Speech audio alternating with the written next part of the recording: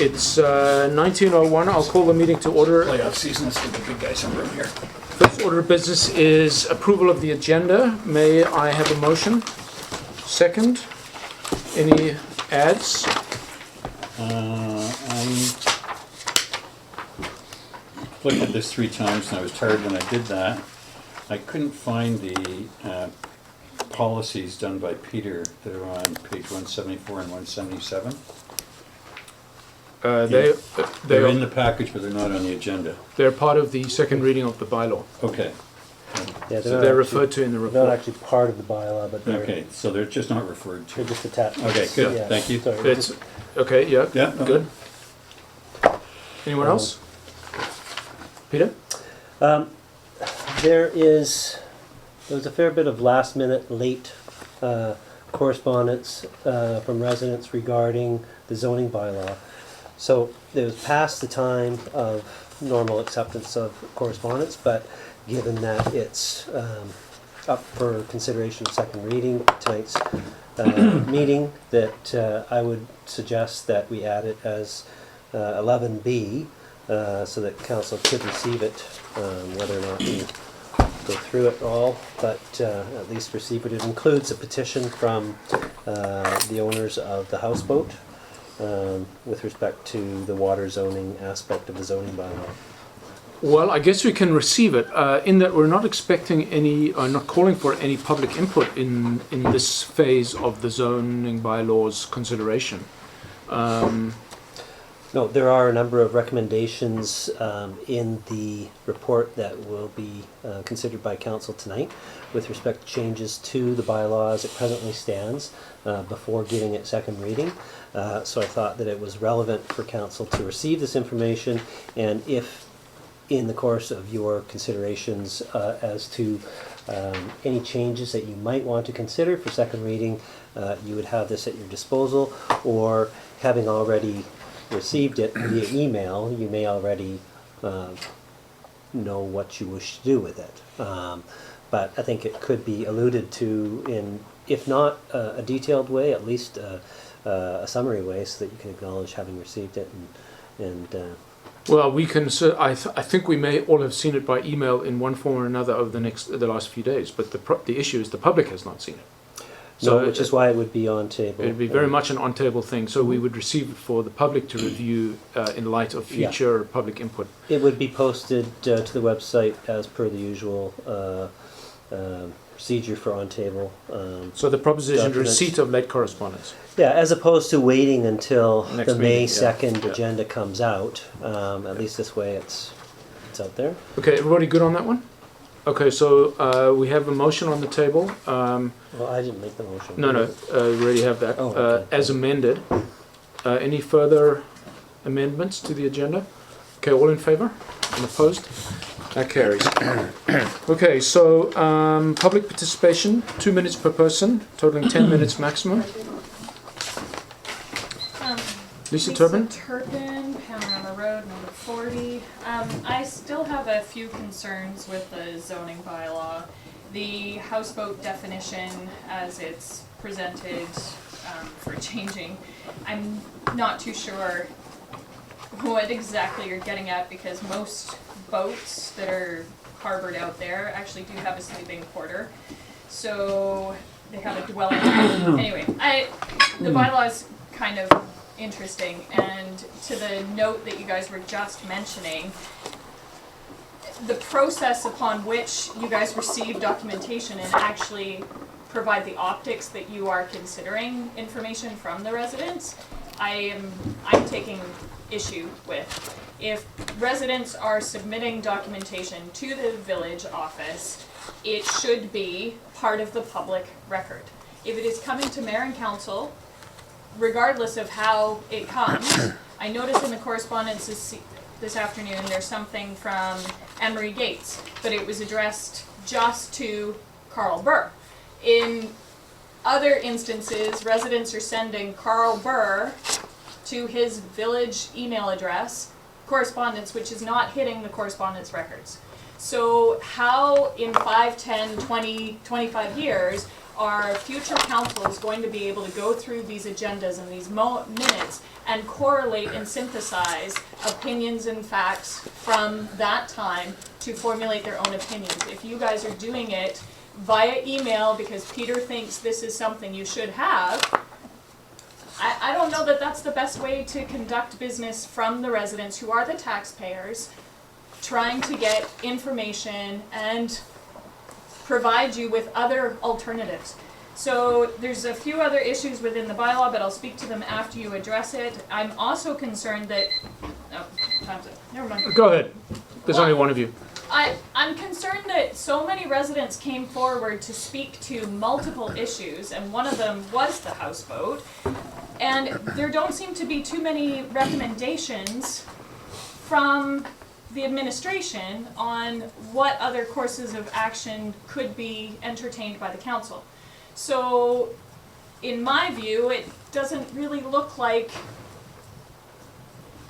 there is healthy debate and consideration being weighed to those ideas presented by multiple people, not just one performance at the stand. So I think, I really think that there needs to be a more conscious effort to respect the residents when they bring ideas and suggestions before you. That's my advocacy piece. Sorry. Okay, thank you. Ron, I thought you had a quick comment? On behalf of council, I'll check with Peter. I would respond to the issue about emails going from random residents that write in to either the mayor's ID or to council or to a specific council ID. It's our protocol that all of us are aware of what's going on when we, if it's a significant issue, that we copy each other, and Peter is probably copied 99% of the time. I can tell you that if I get, as I did today, direct emails from residents to do with the issues of the public meeting, and I could see that Peter and Shauna weren't copied, I'll forward it to them. And I'm sure I'm not the only one that does this. So this gets right into the public record, and I'm going to bet that Peter's going to show you a handful that I sent earlier today because they came in today. So, sorry Ron, since you're looking, and I think I can speak to that, but when you guys do that conversation amongst yourselves, it's not in the public agenda. So residents that are contacting myself, they're going, what are they discussing? If you guys are looking at those letters, someone else in the community could look at that letter and go, hey, actually I have a good solution for that. Or, hey, I hadn't thought about that, I support what they're doing. If the communication isn't there and the documentation isn't in the public record as part of the agenda, there's no way for the average resident to see that correspondence to help formulate an informed opinion, especially when we're coming before the public You're way meeting. off the base on this one. Actually, but I don't think she is at all. I don't think I am. I think she's speaking quite well about the subject. And one of the problems is that we did formulate a correspondence policy which was built on previous policies and similar policies from other local governments. What that didn't take into account, and nothing wrong with the policy per se, but what it didn't take into account is that we also have something that hasn't been used much in the past, this feedback at Lions Bay, through which we're using it in a number of different ways. And I think that we do need to revisit how we're using it and how information from that avenue gets presented both to council and whether or not it goes into public record. So I think right now there's probably a little bit of confusion, and I think Lisa's correct in that respect. So we're separating what comes into the mayor and council directly versus feedback. Yeah, so there's a split right now, there. what we have is a correspondence policy that says So if I don't it's see the addressed, feedback stuff. which I've been forwarding to council, just because sometimes it's to do with Okay. sort of an informal poll from the mayor's message Gotcha. versus sometimes people have been invited to write in with respect to the zoning bylaw. Anything that's been sent to feedback at lionsbay.ca will go into the public record with respect to the public hearing to be held. It won't be lost, it will be publicized. But I think that we probably do need to revisit how we utilize the feedback email address and any other email addresses that we may want to use when we put the new website out, which isn't too far off. And so I think it's a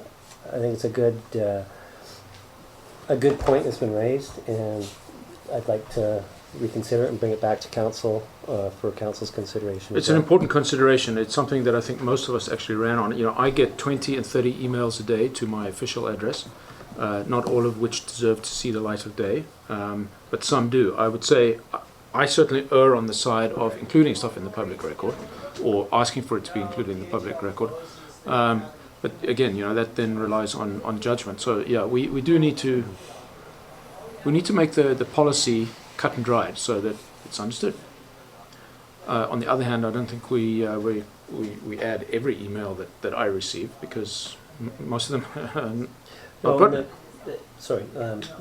There's certainly emails that sometimes residents send to an individual councillor, or they may purposely only send it to two councillors because they don't want it to be in the public record. So there's that to consider as well. But it's certainly something that I'd like to bring back, and that I think we need to revisit. I agree. Thank you, Lisa. Your comments are well received. So we'll move on to public delegations. There being none, we'll move to review and approval of the prior meetings minutes, starting on page 5. I don't believe that I had no changes and appreciate the ease of reading of the minutes and the concise details.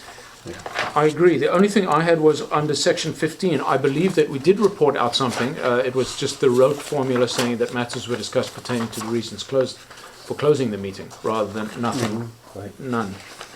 No, that's right. Or a transparency optics thing, Sorry, what's the word? whatever it was. But it's the standard wording that I use that says something like matters were discussed pertaining to the reason for closing the meeting.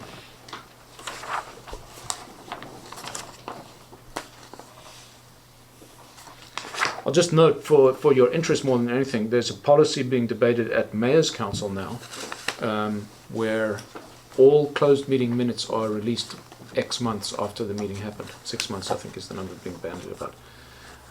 Except for legal, land, and labour, which remain closed forever. But that's not in our procedures by law, but just for what it's worth. So that was my only consideration. Anybody else? Where's your smell? Where's that going? Closed. Yeah, I Yes. think it's happening. I mean, I can't think of why you wouldn't, but Well, I mean, After just what the date FYI, is. another thing they did on the Mayor's Council was previously it was a weighted vote for anything important, like voting for chair and vice chair.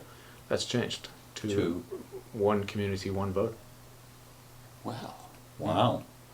There was a bit of a backlash on the last one, because guess what? Vancouver and Surrey happened to get chair and vice chair, because they each have about 750,000 votes.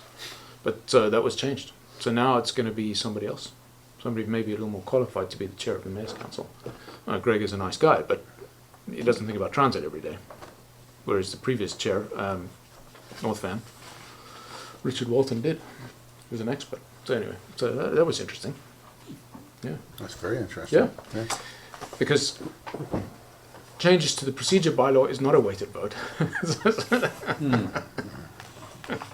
Yeah. That was then, and that was Mayor's Council. Anything else? So I'll call the question. All in favour of adoption of the approval of the minutes as amended, and opposed? That carries. Business arising. How does this So- work again? We skipped this last meeting, Yeah. if you remember. No, that's So- unfinished business. So, oh, sorry. Yeah, okay. Business arising would be something in the minutes that pops out at you that you want to raise and Okay. deal with. So nothing pops out. So we'll move on to unfinished business, starting with number 1. What was that, Ron? No, we're all good here with Okay, fine. with whatever the acronym that we're using for this. Yeah, what is the acronym again? Fuel? FUBAR? FUAL? The French word. Follow-up action list. Okay, we skipped this last time, so we will go through it this time, starting with number 1.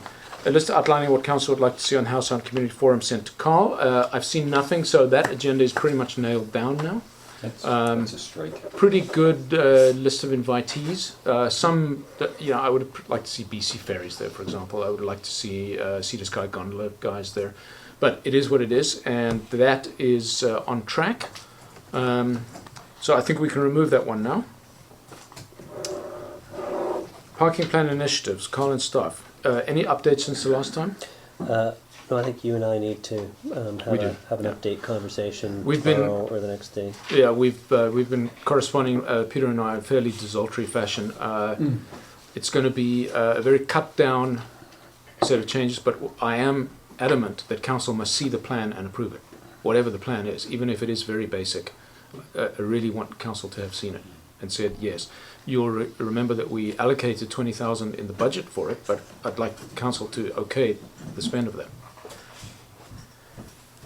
Councillor McLaughlin to be kept up to date as the organising contact person for the Pulling Together Canoe Journey. Thank you. 3 things. One, Peter, thank you for your email. The sandwiches should be cut before they arrive. Hopefully, yeah. The more I've thought about this, which will lead to item 3, Safeway is not on board for a donation, but they'll knock 10 or 20% off, prepare the custom items for us, and do the granola bars or whatever else we choose to do. So I'd say there's a cost saving and there'll be some logistical consideration as well, so that's good news. And the second piece is that I would ask if perhaps Peter could noodle a 3 or 4 person logistical team so we know what we're going to set up down there. For example, if 400 and odd people turn up and they're thirsty, how do we get water into them like right away? Do we run 4 hoses so they can do the thing? Bottled water is probably not the most eco-friendly kind of thing. Anyhow, that kind of stuff. It's 90 days from the date.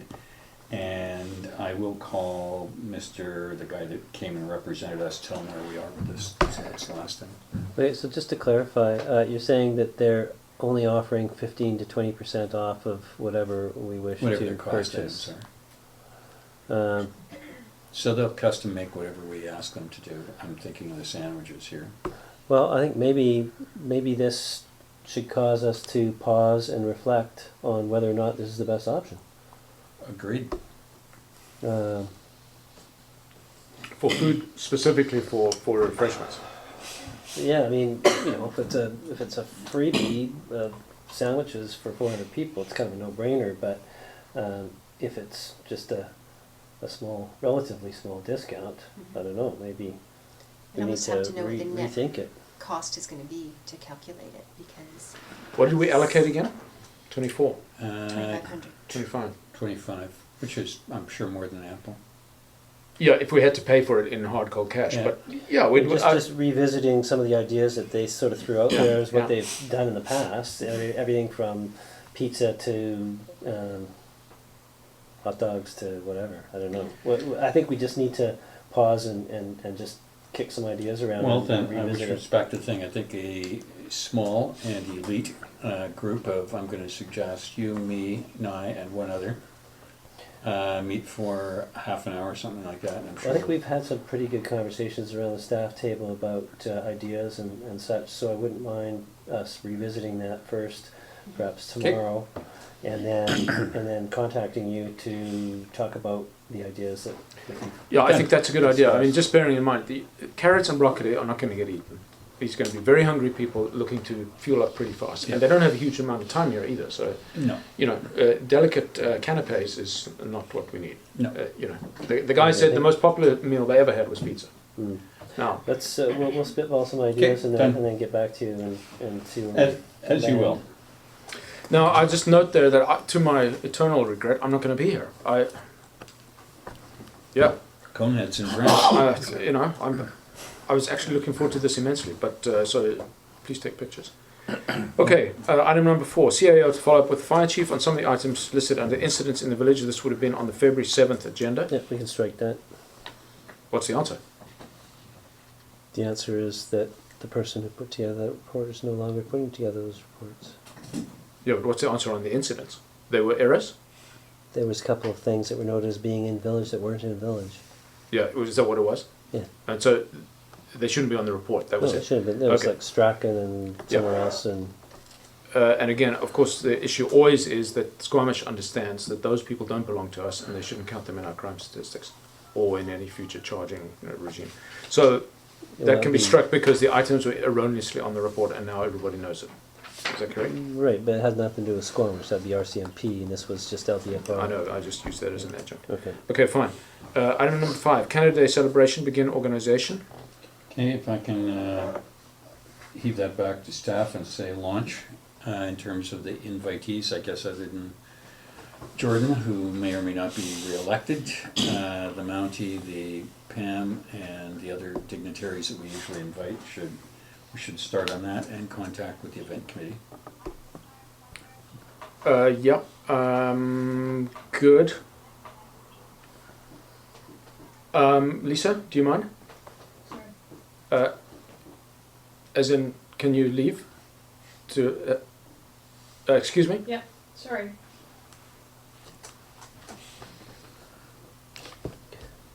In staff's meeting tomorrow, perhaps they could address this too. Fine. Okay, so we'll keep that on the list. Yep, stays. Sorry, can I just ask, have you had any discussion yet with the event committee? Other than that, they know they're organizing it, but the majority of their executive will not be here. So Which is that's pretty- typical of most years, yeah. Hmm? Which is typical of every year, actually. They usually, Oh. it's the last man standing who has to organize it. And I think the Okay. staff, our involvement tends to be just the inviting the dignitaries. Okay. And events committee handles And the it. putting out of stuff as well. Oh, yeah, of course. Of Tents course. and Yeah. AV, not Right. AV. What's the word I'm But looking again, for? events Yeah. committee put in their request and then we just do it. So they Okay. do an excellent job of handling almost all of it. Okay. Volunteer week.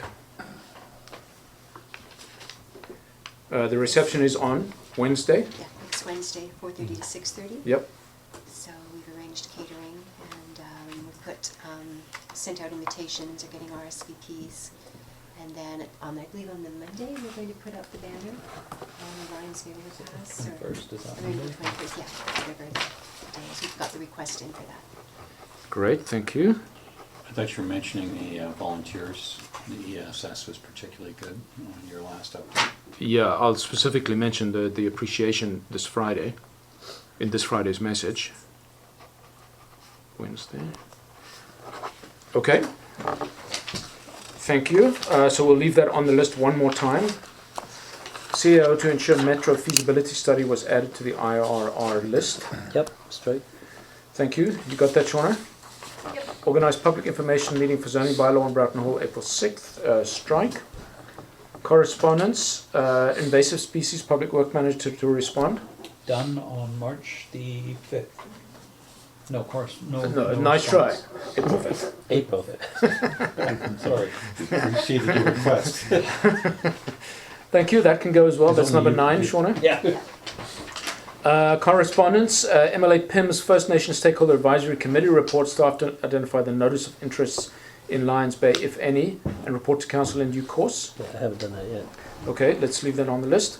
Correspondence from March 21st as well, filming on the North Shore. Councillor McLaughlin to respond with thanks for the email. Done. Thank you. That can come out, Shauna. Current number 11. Correspondence G3 of April 4th. The VEX IQ Challenge, mayor to contact family to advise of 150 donation. Done. They were on the 6 o'clock news this morning as they were going to Kentucky. Really? Yep. I have to admit, because some people know that I only responded about an hour ago, but I did respond. Correspondence of April 4th, Ecom 911 Board of Directors designate Mayor Burr to respond. So what's happening there is we've received a letter from North Van. Is it in correspondence? Yes. It is. So we will resolve to do exactly what they ask. I spoke to Masato and Walton about it the last time I saw them, last Friday. And that's the way to... So how they want to do it is that one mayor takes the entire term for continuity, which is fine. Strike? Yeah, strike, yes, isn't that it? is a strike because we're going to handle it tonight. Leslie Nolan, Secretary Suite Fees, Mayor Burr to respond. I haven't done that, but I apologize. It's in my list though. So keep it on there. And event parking relief, CEO De Jong to communicate the parking relief to the requester. We know that's been done. Done. Yeah. So that can come out. Thanks. So we'll move on. Pam, Acceptably organized. do you need this baby on? Yes. Make it go on. Open? What's on? Kind of on. It might need to warm up. You may want to get over the line of fire. Yeah, Move it. I'll put a big white sweater on.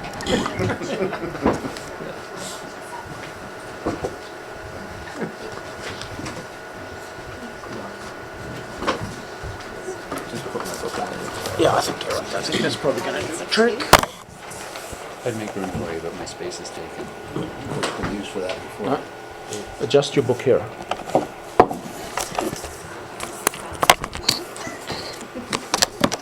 The poor Jim's were wide. It's just temporary for the resident. Scooch up. I'll do that today.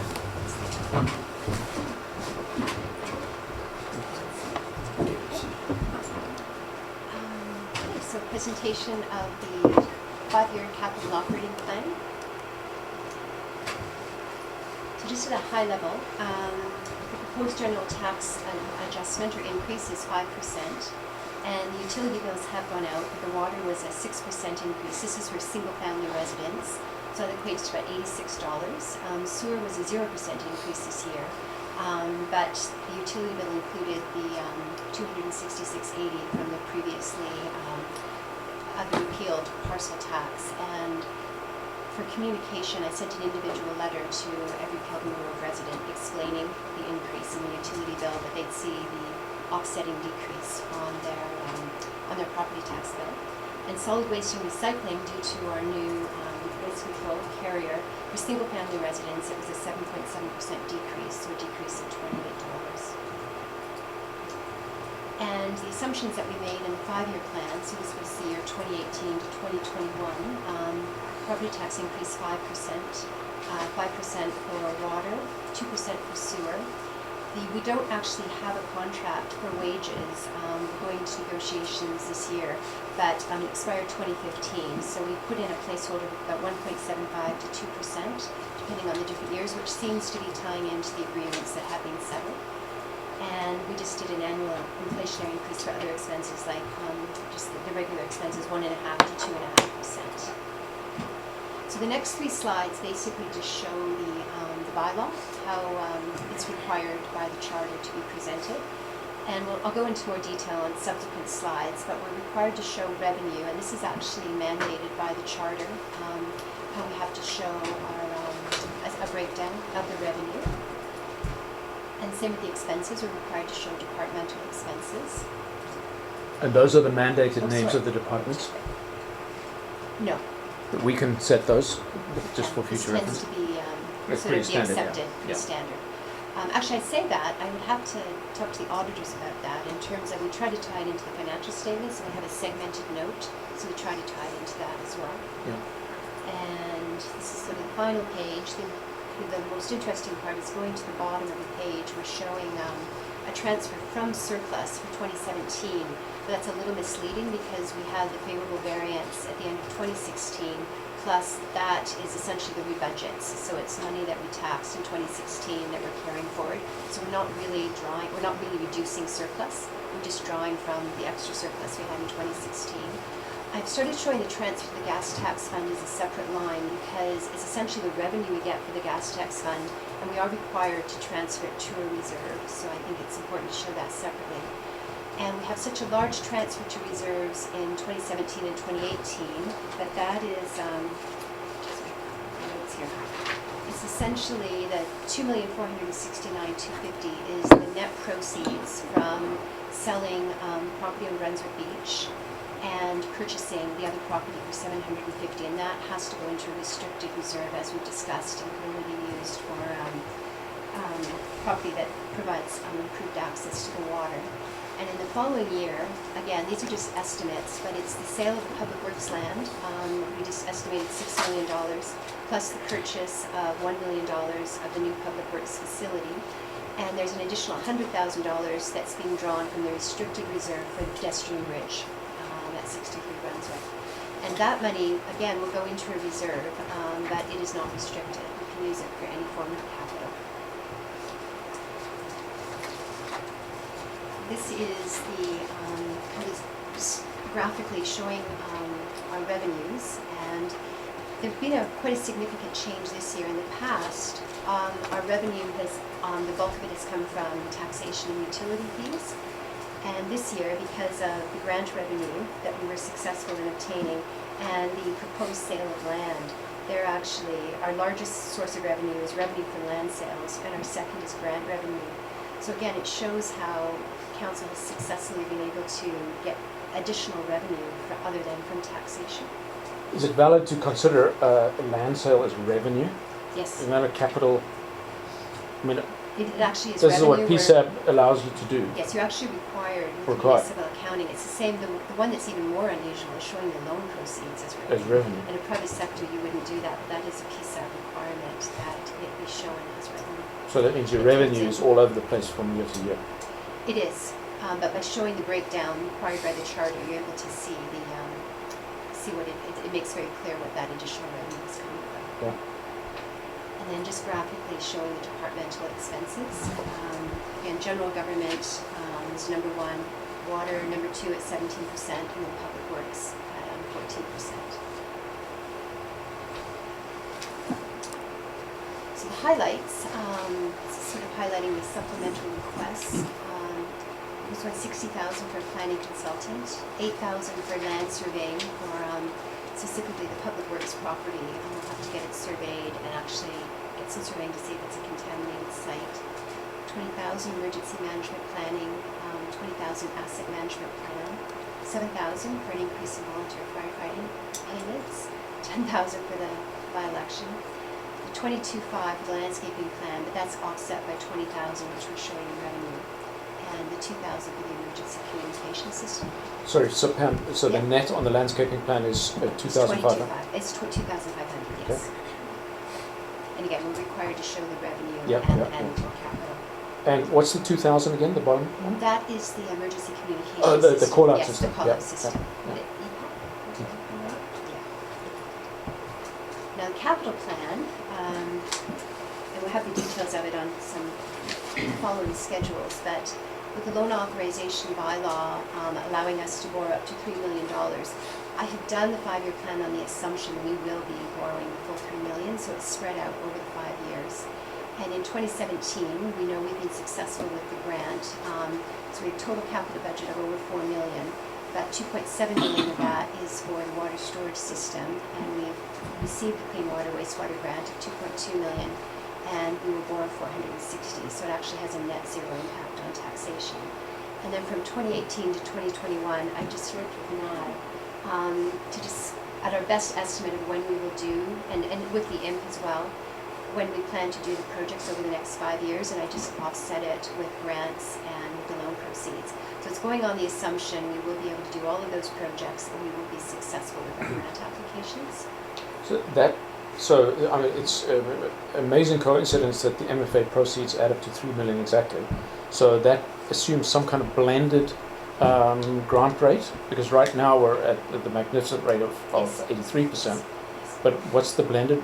What do we think we're going to get on an average? I basically just worked backwards. I said if we borrowed for full $3 million and this is the value of the capital projects, then this is the amount of grant funding. But isn't that backwards? But we don't know. The grants haven't even come out yet. We have no idea what the split's Yeah, going but to be. we should start with the capital projects we have in mind. Oh yes, I did. I started with the capital projects. Okay, I and then took this the is $3 how we million, were going to fund and it. then I took the balance, right? Because I have no way of knowing what the percentage is. If they're all favorable and 17%, then What does that number it would be represent? less. Roughly I'd actually do the math. 2 point something. Okay, Yeah, so so very pretty conservative, I yeah. would say, given that we've already got a lion's share at 17. Yeah. Yeah, okay, good. Just sorry, before, sorry. sorry, there was one other question.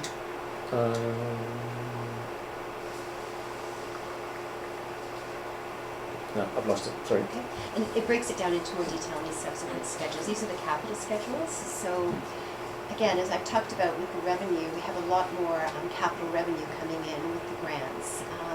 And then just showing by general sewer and water fund the proposed proposed capital expenditures. So as I said, I've slotted in all of the projects from the IMP and spread them out over the years, over the 5 years. The land sales in 2018? Yes, what I've done is I've only shown the revenue from the land sales that we used to purchase capital. So, yeah, Good. which I think was the correct thing to do, Yeah, because yeah. otherwise it would look like Yeah. we're pocketing money. So we are spending, in round numbers, well, this year is a lot, but in next, from subsequent years, about $2 million in round numbers in CapEx. Funded through loans and grants and just a small amount of taxation for Yeah. the general capital maintenance that we do. Yeah. And then this just breaks down the general projects. Kind of in the middle of the page, you can see where I've just taken what I call the grant-funded projects from the IMP and just spread them out at our best guess when we hope to do them. And like I say, we don't even know when the grants are coming out, so we're not sure of when we'll be doing them, but we've got them in the 5-year plan. The Public Works facility towards the end. The backhoe is a bit unusual. I'm not showing a dollar value because we're leasing it. It's actually in the operating budget. But I wanted to show that that's a substantial item, that we are getting a backhoe. But it actually... And that's doesn't come legit with under capital. PSAP? It is. That's Even though actually it's a not capital required lease? to do it. Yeah, it will go in, on the financial statements, it will go into capital. Yeah. But in the budget, it's because it's a cash budget, it's an operating item. I threw me out of balance on the It's a cash capital, budget, yeah, and that's then I realized it when I was out because of the backhoe. I So- was essentially double counting it. That 418 there, 2000 in 2021 for culvert replacement. Yes. It may Oh, not be- Bayview Road drain and road repairs up at the top. Okay. Yes, That's the total That's it. cost now? 364? just for that portion. I thought I heard you using a much higher number recently. No, it is much higher. That's just the road portion. Oh, where's the drainage portion? The drainage portion is 580. I don't see it. Is it in one of the projects? No. Yeah, it's actually not on here. Okay, It it needs to be. wasn't one of the in projects, but Yeah, and what about all the other drainage, the already collapsed culvert on Bayview, between, just sort of halfway between Mountain and Stewart, that's going to be taken care of there. What about the one at Lower Ocean View? Ocean View is within the project list. Is it on here? It's within that Okay. dollar amount for the drainage, yes. Oh, I see. Okay, good. Yeah. The only thing that's not on there is the Bayview, Drainage. because it was not part of the project list, correct? The replacement of the flume. The replacement of the flume was with another flume, but because we're going underground with a piping system, that was not part of the project. So total, that little stretch of Bayview, road and drainage is 800. And 500 is not on this thing. Correct. Okay, so just bear in mind. Okay. and the plan was when we had more concrete information, we would go into the 2018 budget, then we put it in That's the fine, 5-year yeah. plan. We'd look at sources of grants and also look at perhaps using the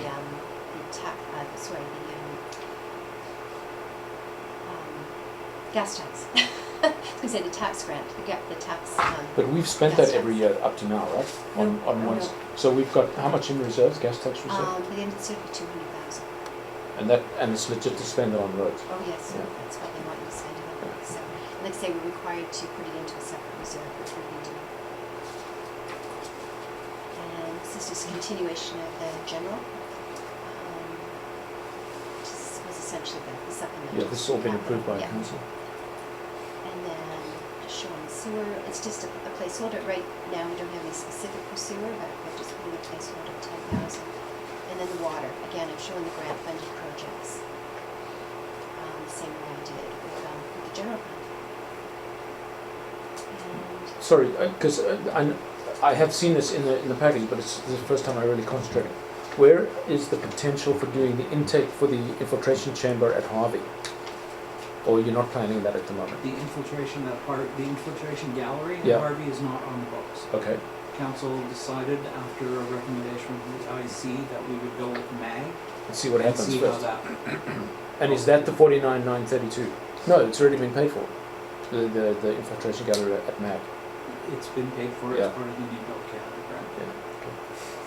And then just speaking of the new Build Canada grant, we're showing that in 2017, and we did get approval to extend the deadline to March 2018 and to repurpose the money slightly on the Harvey Intake Road to repair the weir. That's good. Okay, so that was it. If there's any questions? So it's okay not to show that 500 on the 5-year plan, even though we know we're going to do it. We already know we have to do it. Yes. I know I it's mean, not we in could add- 2000. It's not we in could add it. We 2017. have to sort of estimate what we think the financing was and pay for it. That's a guess, We right? can add that. Mhm. I do know that I don't think this council would approve 500,000 out of our savings account, but I mean, that was why we showed transfers to reserves in 2019, 2021, and that was the idea, to use for other capital projects that we'll fine tune. We put the emphasis on this 5-year plan, trying to get the end projects in, with the funding and the grants. but the fact that it was on the IMPA, not on the IMPA, the drainage on Bayview was not in the IMP. No, the IMP didn't do, there was no video work of the culverts included in the IMP. Oh yes, that's right. Yeah. So the primary cost comes from having to redo those culverts.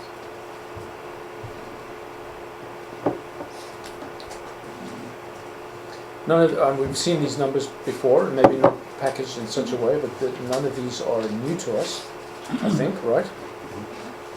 Yes. Yeah. Okay, thank you, Pam. So the result of this presentation is that the recommendation is to what?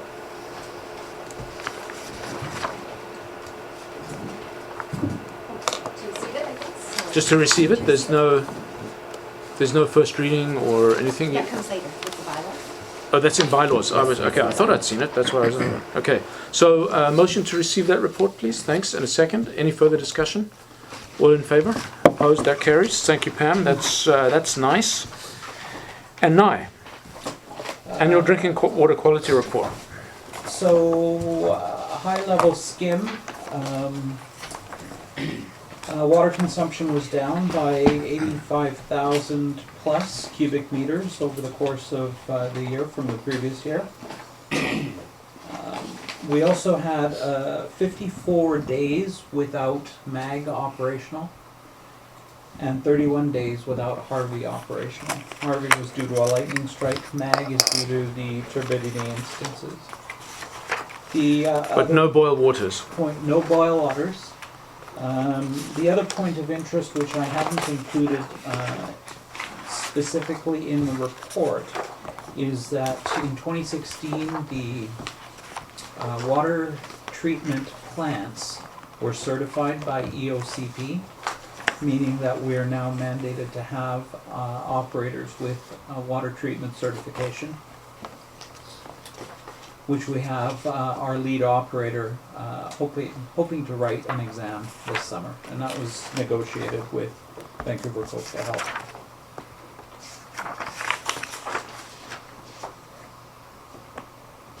That's it. Thank you. What's the distinction between a Class 2 facility and a Class 1 facility I see on these certificates at the back? Which certificate in? Class 2 water distribution system on page 85. So the water distribution is the piping network that we have. And what does Class 2 mean? Is that good or bad? Class 2, the classes refer to complexity. Okay. So a Class 2 is just above the basic classification. It means that we have a more complicated system than just pipes. And for us to reach the Class 2, it was the PRVs that did that. Yeah. Water distribution networks can go all the way up to Class 5 in complexity. Okay. And our facilities are Class 1. What does that The mean? treatment plants are classed as Class 1 because there is no filtration. Had there been filtration or coag or other treatment processes, it would have bumped it up. I thought I had a note in here somewhere. Obviously not. Thanks, Nye. This is very readable, very succinctly laid out. It's about several orders of magnitude better than previous reports I've tried to read. And I did actually, as you can imagine, read everything except for every number. Yeah, this is This is good stuff. This goes to Vancouver Coastal Health, right? Correct, Yeah. has gone. Has gone, yeah. Okay, let's have a motion to receive the report and a second. Any further discussion? Yeah, again, congratulations, Fred. One thing I think is significant in all this is showing the skill of the operators for the whole system. Like here we can be down, 85 days with the treatment plants and no boiled water this time. So it looks like everybody's really got a handle on it now. And a barely noticeable effect. I mean, we did have the conservation signs out. I can't really tell if we did or didn't conserve based on the monthly snapshot consumption, but Yeah, consumption was down, so the residents pull through when it's needed. yeah, there were some strange patterns, but it's early days yet. We finally we've had a full year now of Flowworks. Is that right, or not quite? We initiated in September, so we're Of shy. 2016. Yeah, Oh, yeah. yeah, of course. Yeah, time flies. So this 17 will be the first year where we actually have a full year's data, and then to get any sort of consumption patterns that mean anything, we're talking about 10-year look, really. Okay, so all in favor of receipt and opposed, that carries. Moving on to mayor reports, I have none. Council reports. Ron. I'm noted, which we've covered this road stuff. Did we know we were getting exalted guests? Yeah, it was in the neighborhood, so. Welcome, exalted guest. Sorry, Ron. You've already covered this in your update, so that's done. Okay, fine, thank you. Any other council reports, ad hoc? Fred? Oh, well, mine's more under, I guess, just further to Ron's comments and everything, the ESS volunteers will be meeting for their monthly meeting near the end of the month. So what they're going to do a debrief on the last call out, so I'll report back on the first meeting of May, some of their findings, if they find something they want to report. Yeah, thanks. Just to touch on that, as you probably know, last weekend we had a fairly serious search and rescue incident. As many as 90 search and rescue personnel from across the lower mainland. 9 ESS personnel attended. They were really, really needed. I've never seen anybody work harder. The search and rescue people too. You've never seen tired-looking people falling out of helicopters, and the dogs could barely walk. But we would have been sunk without ESS here, and it just brought home to me just how important it is. I already made some recommendations to Fred, but very sort of basic around signage and whatnot. But and I've already thanked ESS, but officially I think we can all acknowledge they did a stalwart job. In the spirit of discussion on this, we can continue it later at a different time. Would you ponder considering a special event, ESS Day? Well, perhaps in that we're having a volunteer recognition day on Wednesday, certainly that would form part of it. Yeah, I mean, in terms of recruitment, you're saying? Well, I think that, to the many, many villages who are not involved other than watching TV and hearsaying what you've got, and most people really don't have a clue what's going on.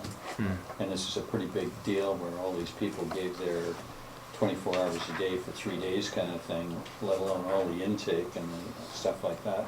So it's a pretty big deal, and I'm just putting it out there. Okay, well, I think, Fred, it's your bailiwick, so I think we'll be guided by your recommendations once you have them, as a result of your debrief. And maybe if you could come up with a succinct set of recommendations, whether that's a budget recommendation or a procedural, I don't know. I don't want to presuppose what you're going to tell us. Well, I would want to talk to them what their wishes would be on something like that. It's a group that likes working behind the scenes, and they're not looking for any self-glorification or anything. So if you make too big of a deal, they may pull back from it. Just my gut feeling. Well, Yeah. No, so that's a good answer. yeah. You drive that one. I'm thinking more in terms of resource, staging areas, signage, radios, flashing lights. I don't know. I do know that everybody sort of was forced to hit the ground running, and there was signage being held up by rocks and sandwiches being sourced from various places. maybe that's adequate. And you know, these things don't come out, not at this scale at all. So maybe the recommendation is everything's just fine, or not. But let's hear what, you know, once you've done your layers and with the ESS group, see what happens. I was stunned. Thank goodness for them. Okay, so committees. I don't believe we've had any committee meetings since the last meeting. Is that right, Fred? Nothing from IC. Yeah. So we'll move on to emergency services and review what has got to be the shortest Lions Bay Fire Rescue report that I've ever seen on page 93. That's making it the cleanest. Yeah. So I don't know what that means, but I think it's good. Motion to receive. Second. Thanks. Can you? Thank Carried. you. Done. Now I have to call. All in favour of receipt and opposed? That carries. Good. Thank you. It's good to see we can catch you off guard when you're thinking. Resolutions, there being none, we'll move on to bylaws. The first being first and second reading of the 5-year financial plan bylaw number 522 of 2017. May I have a motion and a second? Pam. I have an on-table report. It's just a few changes to the actual Schedule A and Schedule B, which I will discuss after I hand it out. Okay. Hand it out. Let's see it. I'll just take one and pass it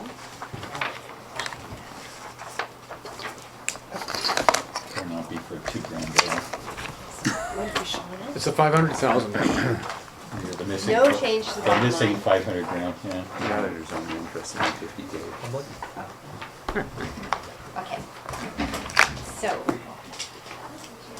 what I've attempted to do over the last few years was make the classifications in the budget the same as the financial statement for comparability. They were a little bit out of whack when I first started, like other revenue for the budget was quite different than other revenue for financial statements. So after this went out on Friday, I caught the fact that we have one more change. In taxation, we receive about $2,800 a year to administer the school tax. They're the only other agencies who actually pay us to collect the money. And for some reason it had been included in taxation. It was never really caught because it wasn't material, but it should really be other income, and the auditors agree. And that's how we show it in the financial statements. So it was just a change to take $2,800 from taxation and put it into other revenue where it correctly belongs. And since I was making a change anyway, I also submitted the Whistler grant March 31st, and I had $18,000 in the budget, but we've actually applied for $20,375. So again, I've just increased grant revenue by $23.75, and I've increased capital expenditures. It's just in and out. Yep. So it has no effect, but I just had wanted to get these changes in before first and second reading. I find the more accurate it is, the better it is for comparability purposes when we do our quarterly reviews. Absolutely. You may recall me going on about this at length frequently. So that's wholly welcome. And what are the yellow And then on the other pages? And on the other page, this is a requirement of the charter that we show a breakdown of our sources of revenues. As I had explained, these are all Okay. mandated. So because of those changes, the dollar value changed, the percentages didn't. The changes were so insignificant. They were small, didn't yeah. actually change the percentage total revenue, so. So the yellow is the only change from what we've seen in the package? Yes, exactly. Okay. So council, we have a motion on the table to adopt the first and second. No, It's when I'm here. yeah, this And when it's got Peter's something. not, it's always adopt. It's first and second reading on the bylaw as amended by the on-table report, just so everybody understands what it is that we're voting on. Ron, Motion. motion and a second. Any discussion? It's a big one. It's the budget. All right, I'll call the question. All in favour? Opposed? That carries. Thanks, Pam. Pam, whilst you're here, the bottom of page 95, where assuming the 2 readings are given, which was yes, Oh, and you're yes, thank you. proposing the next meeting, which leads to a bunch of things. Because we're meeting on the public forum, and we're also meeting at the How Sound Forum, can you dovetail Yes. one of those dates Yes. And that way we would avert another meeting. Thank you for pointing that. We thought this would be a good time to actually say when the special meeting has to be for adoption. Not the public meeting, but the adoption meeting. Just the adoption meeting. This would be a special meeting to adopt the tax rate bylaw and to adopt the 5-year plan. Simply because the calendar doesn't allow it to be Yeah. done within the Yeah, normal run of So we meetings. just schlep it in with either or for the 10 minutes. Okay, so what are the dates? The 4th and the 5th, The 5th of May. yeah. 4th evening, 5th That's day. Thursday and Friday. Well, it's a Thursday night for the, I'm just You know, I'm just. putting it out there. The evening of the 4th will be Full, occupied. Yeah. okay. Then the 5th? 5th would be Well, fine. Would it? Or what about the following week, like Or- the 9th? No? We also had thought about the 9th, the following week, just do it in the afternoon or Or the evening, either or one. the Okay, evening, whichever yeah. was better for you. Is that written down It's a anywhere? Tuesday, no. No, we just had wanted to check council's schedule to see. Yeah, well. So it happens, I can tell you. It would take no more than 10 minutes. Just, You do it in the morning? Think so? Do an 8 o'clock then? I'm available whenever best suits council.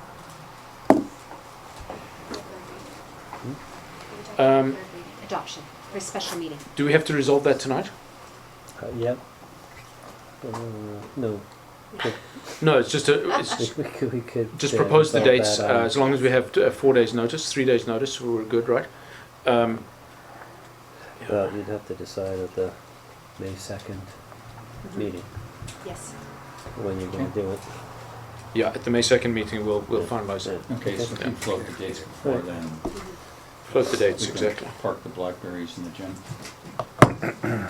They date me something. Well,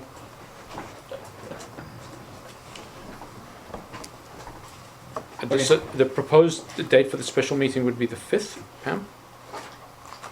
if you wanted to do it on Howe Sound Forum Day, Yeah. which would, No, Because kinda busy, wouldn't we'll certainly be busy, but we'd all be there anyway. Okay, okay, move the Cheers. dates. Okay, so there's no further recommendations, so we've done the two readings.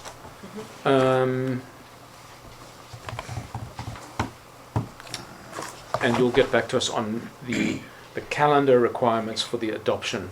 So the third reading will be done on the 2nd of May. Yes, and then we just have to set a special meeting for adoption Fine. after the 2nd of May. Okay, moving on to, for similar reasons, the tax rate bylaw number 523, first and second reading on page 101.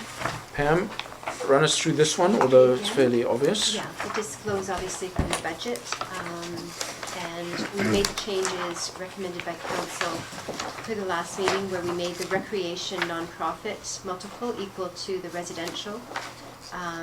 We removed the fire tax levy, and we've kept the business ratio the same for 2017.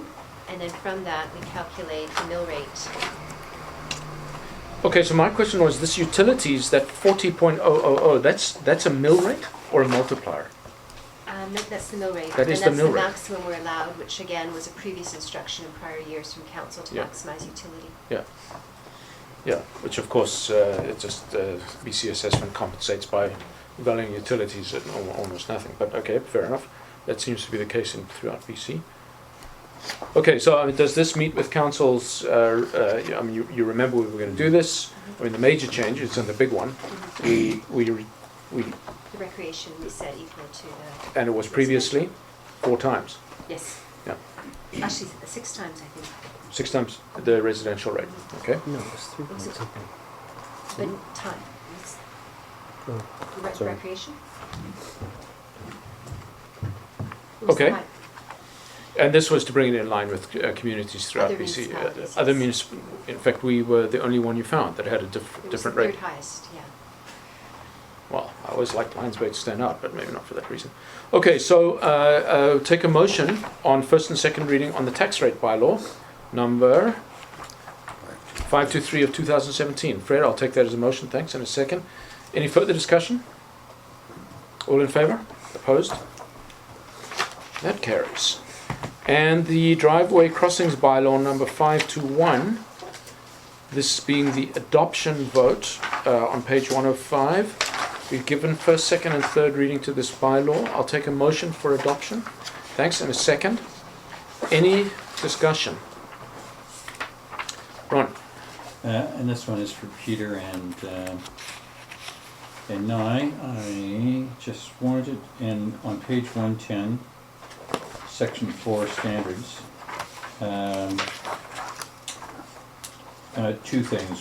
4.1.1, which is more than one driveway crossing, and 4.1.3, which is the construction material. So if I could just ask our two executive here, what happens if this goes through and there are several residences that have two driveway crossings? What happens? We're not gonna go chase them down, but we're not gonna allow new ones. No new ones, so essentially, And there may be, well, there may be one or two that exist that were never permitted to begin with, or were intended to only be temporary and would still need to be removed. okay. So this would be a non-conforming use. This is not a zoning bylaw, but it's still a non-conforming use to bylaw.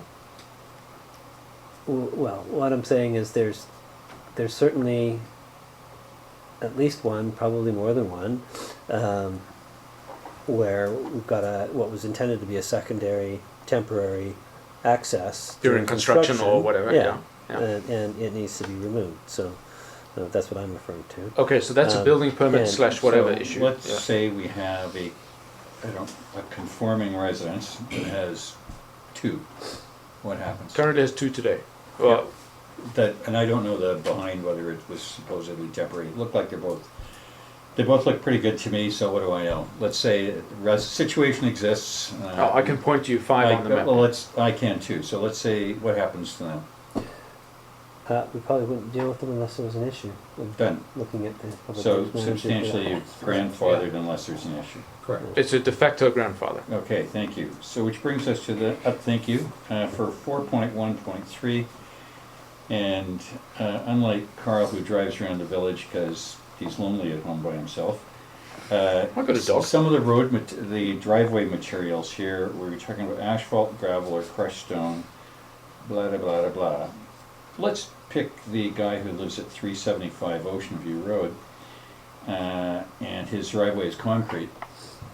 So he is non-conforming. How do you know that? Well, it's not asphalt, gravel, or crushed stone. Yeah, but saying where it's not, you must have construction joints. So if you're putting in this driveway, No, it's already in. Again, we're back but to if you ground. were, Okay, then we would want to make sure that you have the joints in the joints. appropriate Okay, good. places, so that if it has to be cut, it can be cut on a joint. Okay, so we're back to this one, the as-is are grandfathered unless there's a weird reason that we want to look at it. Well, they're non-conforming. I never really know what the term grandfathered or non-conforming is, but if it so happens that somebody has a driveway that needs to be cut for a culvert or a utility line or whatever, Well, it's gonna happen anyway. it's going to happen Yeah, okay, if it's on public land. good. But this bylaw also says we're only responsible for putting it back to a certain state. And if Yes. you've gone over and above that state, then that's up to you. Then that's the owner's. Yeah. In this particular case, using this alleged resident at 375, let's say that a new culvert was going to be put there, so the cement saws arrive, drive a nice little 3-foot wedge down the middle of the entrance, and the village will put crushed rock back. Asphalt, Or asphalt if. but not concrete. But not concrete. Okay, thank But you. only because he's just an alleged resident. That's fine. Okay, so that's, I mean, we had those discussions before, so same understanding as Just triply making sure Okay, it's good. final is final. okay. Because there's a technical way to fix it if you want to fix anything, but... No, I'm no. good with the answers. Okay, good. So, do you have a motion? Yeah, We just did the discussion. That means we would have a motion in a second. Did. So, any further discussion? All right, I'll call the question for adoption of bylaw number 521/2007.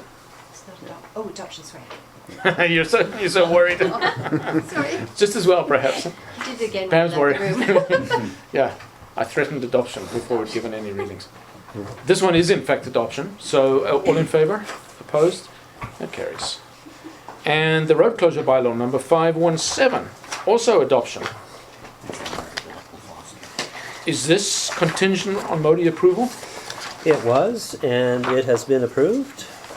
So we actually received that just the other day. Although their stamp is dated April 13th. So that's been done, and as you know, we had the opportunity for anyone to make representations to council at the last council meeting on April 4th, and nobody came. None were received, yes. And we've been working with the owner on addressing the encroachments and working with her to accommodate those in a different way so that she's not disadvantaged any more than is necessary. And we'll continue to do that. And final note would be that the lands that are being created are designated under the zoning bylaw as RS1. And that is about Now, that it. is a zoning bylaw change, or it is in No, the well, new zoning bylaw? Actually, it's funny because technically, there's always or often a clause within zoning bylaws whereby the description of the boundaries between different zones, where the boundaries are drawn, is right down the middle of a street. So what you've got in this situation is you've got half the lot is part of the RS1 to the south and half the lot is part of the RS1 to the north. So we're covered. So it's already really RS1 if you define it that way under the strict terms of the bylaw. In any event, we're explicitly recognizing it as RS1 under the zoning map. Okay, it was only one lot wide. Yes. Okay, good. So now then you have 4 other recommendations which we'll need to resolve separately, I assume. Sure. Yeah, That would be- okay, so we'll go with the first one. Can I have a motion for adoption on road closure bylaw number 517? Thank you, Fred, and a second. Thanks, Jim. Any further discussion? All in favour of adoption and opposed? That carries. Then I will move that staff proceed with obtaining a survey for an easement on the south side of the lot to be created by the closure of the applicable portion of road, the lands, in order to accommodate the stairs on the north side of 51 Brunswick Beach Road, providing access to the resident around her house and providing access to both lots down to the esplanade. Can I have a second on that motion? Discussion. Peter, you want to just run us through this one? Yeah, so the current encroachment agreement actually recognizes the stairs that go around her house.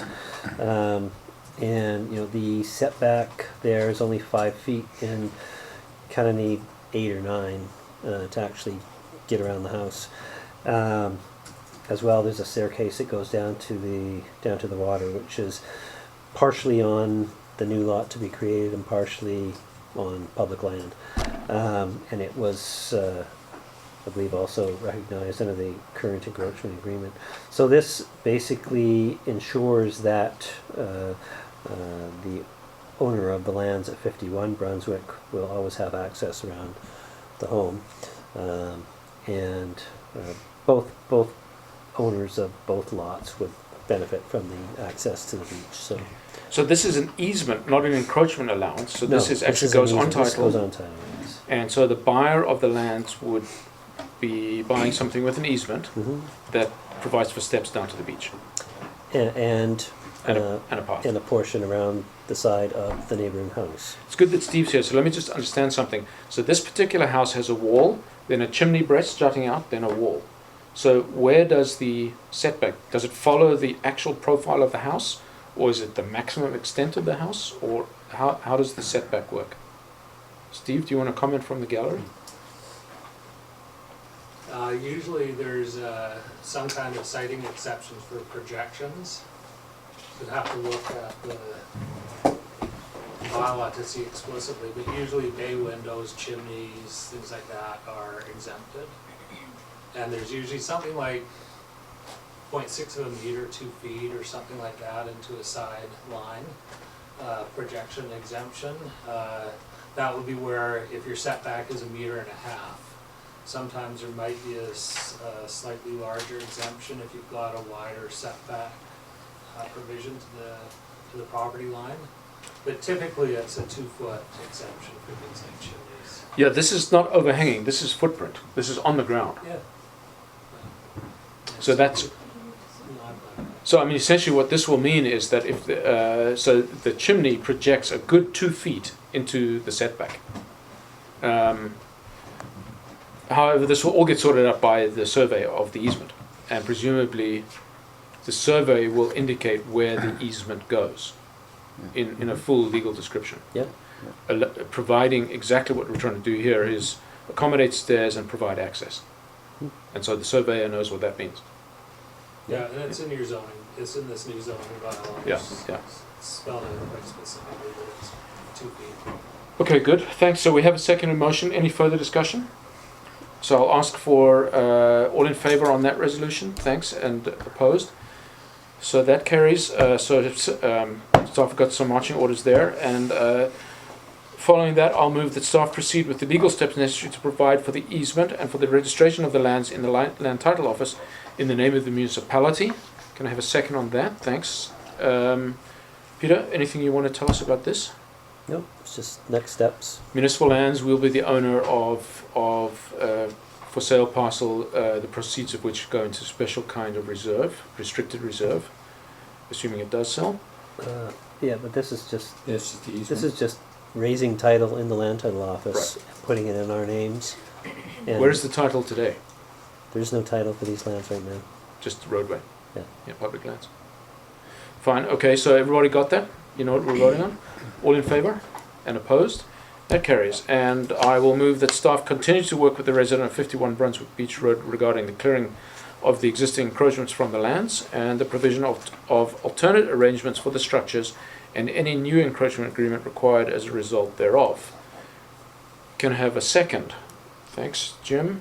Peter, tell us about this piece. So Public Works has marked where the on the ground where the water main is, and we've been out to the site. I've been out to the site with Public Works manager and the building inspector, and spoken with the resident and looked at different options for where she could locate a carport. So she's speaking with the contractor. Building inspector's liaising with the contractor, and we'll keep working with the parties and get to a point where we finally, once it's determined exactly where the structure will be located, then we'll create a new encroachment agreement. If there is in fact an encroachment. Oh, there will be. It'll be onto the roadway, the facing roadway. Yeah. Yeah. Yeah. Now, do you need any sort of council resolution on using part of the proceeds of the sale of the land to accommodate this up to a certain, because some of this may cost money. So we're authorizing you to do it. Do we need to give you a budget to do that? To net out from the sale? Council previously provided me with instructions to go down that path. You didn't set an upper limit. At this point in time, we're still exploring what the costs are for disassembly, demolition, reconstruction. Once we know that, then I'll come back to council for clarification on that, have you approve a particular amount as being something that ought to come out of the, as previously discussed, ought to come out of the net sale proceeds of the lands, because without doing so, the lands would not be available for sale. Yeah, I don't think there's any argument there. Pam, did you net out some Yes, allowance? we did. And I should have mentioned that before, in the last meeting we had. That I was had the full number I amount. said. Hang on Yes, a sec. Yeah. Yes, Yeah. and we did. It's just our best estimate, but we have So- reduced the proceeds, and we call them now net proceeds. Net of land proceeds. sale. Yeah. Okay, fine. And that number is? Less than 3 million. It was, Good. it was we took into commission, and actually I Yeah, it encompassed a bunch of different things. Okay. So Okay. So um, so what is the net number? Without picking it apart, because we still have to sell the land, so Exactly. we'd rather not do that. Fine, that's quite understandable, so we may want to discuss that under a lands allowance in a closed meeting, but Mhm. I'll also point out that we're going to sell it for market price, not for some number Yes. on a spreadsheet, so Yeah. so who knows what the net proceeds will be. The net proceeds are estimated as 3,219,250, and it had previously been 3,350,000. So Yeah, and talking to people around, I hear that that may be on the very low end of an actual market price, so who knows? Yeah. We shall see. yes. Okay, good. So that's the discussion on that seconded motion. Any further discussion? Just to remind you, this is the one about authorizing staff to do the new encroachments and the registering the land title. All in favour? And opposed? That carries. And finally, I'll move that staff report back to council. That staff, I can't move that staff do it. That council direct staff to report back on options for the intended process by which the lands may be acquired. This is to do with whether by auction, whether by broker, whether by putting an ad in the newspaper, that kind of thing, right? Yeah. Mhm. Okay, can I have a second? Thanks. Anything more you want to tell us on that one? No, not yet. These are just, so we're just directing you to Come back with a report. on the options. research and Yep. produce a report on our options. Mhm. Does that include potentially getting some sort of non-commitments from brokers in terms of what they would seek as a commission? On the sell side? One option is to have essentially an RFP or a request for quotes from real estate agents.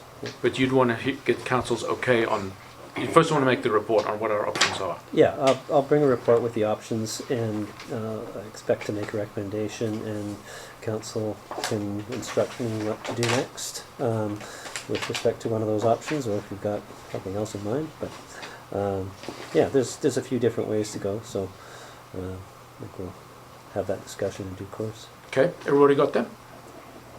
So I'll call that question. All in favour? And opposed? That carries. Okay, thanks. That's good stuff. Just note, well done again, Peter, for flagging this opportunity and getting us here. This is not something you would give to somebody just out of CAO school, if there is such a school. So we're moving on to now first and second reading on the building bylaw. I'll ask for a motion. Thanks, and a second. But Peter, you're going to want to tell us why we're looking at a stopgap building bylaw, please. So, yeah, so what this does is it amends our current building bylaw, number 234, which is from 1994. So that bylaw is, redoing that bylaw completely is on staff's work plan for this year. However, right now, we've removed the minimum safety requirements from the zoning bylaw because they're really building bylaw type matters, and so we need to put that in the building bylaw. And so this is to make sure that there's no gap between the time when past the new zoning bylaw and before a new building bylaw comes into effect. So it bridges that gap. So basically it just takes those requirements that we previously had and plunks them into the building bylaw. The other thing that I did at the same time was amended section, inserted an amendment to section 14 of the original building bylaw to account for demolition permits, which hadn't been accounted for. So that's been added, and as well the other minor thing was just referencing the correct fee bylaw. So we didn't have a demolition permit before? We did, but we didn't really have The ramifications. proper setup. Okay. My only question here is secondary suites is not defined. Should it be? I know I have seen somewhere that it's defined as having 220 wiring, actually 240 volt wiring, and other things that make it a secondary suite. Let me just look at the. I mean, is a guest suite a secondary suite? Is a spare bedroom a secondary suite?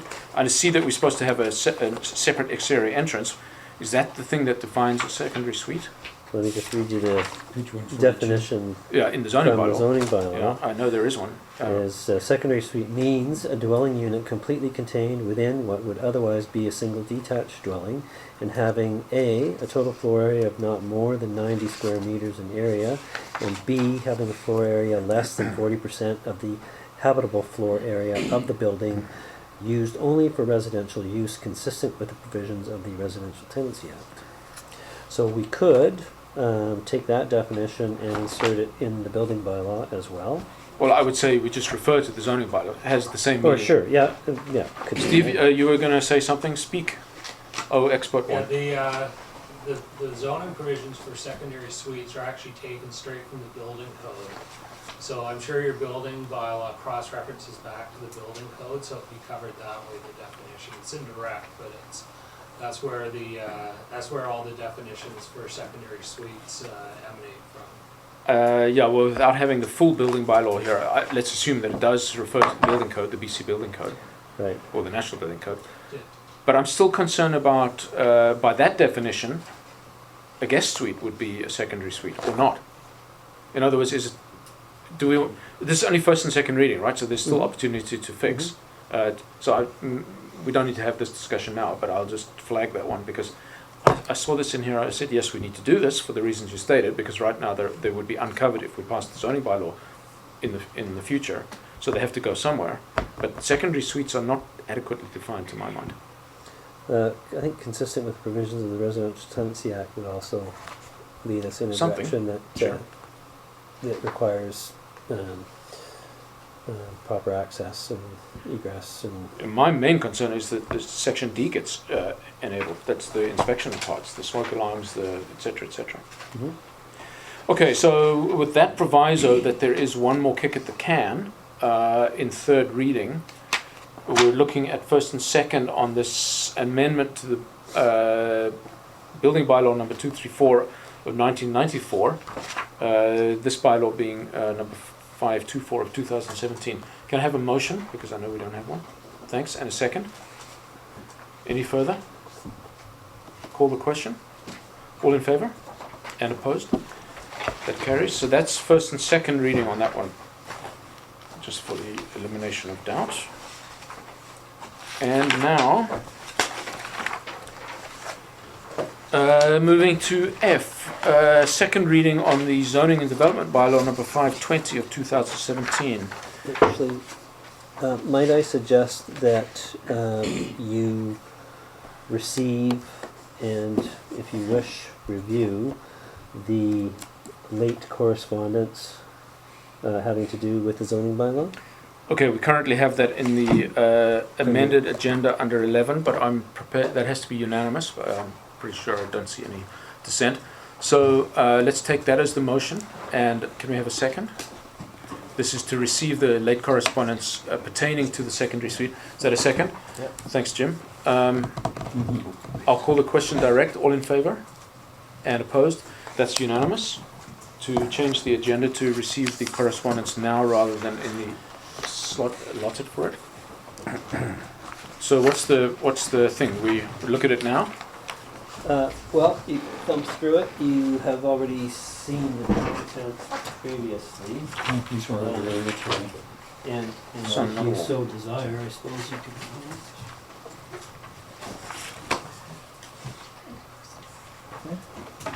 Okay, thanks.